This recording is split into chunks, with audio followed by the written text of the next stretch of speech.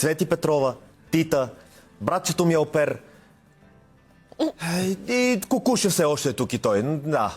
Да, той си няма проблем. Той е безалкохолно това, нали? Разбира се, че е Поред мен безалкохолно. утре той няма да дойде на ефир. Да, аз от вчера го чакам. Абе, той на кантар е вече и без това, ама... Извинявай с Алпер. Може ли Алперка да покажем тяхната естествена... Извинявай, Цвети. Стокхолм. Тяхната... Малко прекали. Реакцията Естествената реакция, когато идваха момичета срещу тях. Ако могат да ни дадат Да. някъде, нали Кой така по-близко. камера О, гледа? да. Да, Беше. Ама така с езика се прави. Искам да ви кажа, че Крис Милишкия все едно не беше виждал Да. женска гръдна обиколка. Миналата година Ергена дигна много топката. Имаше един участник. Кой от тримата, извинявай? Има един ерген, който просто създаде това предаване. Уникален ерген. Човека, който направи сезона. Това е Виктор. Просто този човек. С ханша.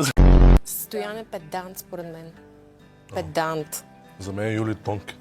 Но пък Марин визуално, според мен е най-хубавия, нали? Красавец, красавец. Ева ти красавец. Зайче. Да. Може би жените да кажете ли ние пак? Не, то не пречи ние да си го кажем, сега в крайна сметка. И нали не смятам, че всички са дошли само за известност. Поне от тази визитка на тези момичета, които Те никога- видяхме. Да. Те никога Ти не са така за ще- известност. Да. Момичетата са дошли да Добре, открият първата за истинската любов. известност ли е? Дори момичето от Русия и тя съм сигурен, че е дошла за любовта. Си красив, се усмихваш красиво, брат. Нормално, лесно му е. Лесно му е. Да, ние аз и ти И какво аз и ти направим? искаме така да се усмихваме, ама его е. Усмихни се, Алпи. Вие говорете за себе си. Как ще ги впечатли за малко не щяха да й дадат. Изкараха я На това ли фалшива. трябва да залагаме? Ти на това ли държиш? Да виждаш постоянно гърди и други някакви неща на показ ли, Мартине? Ау! Да.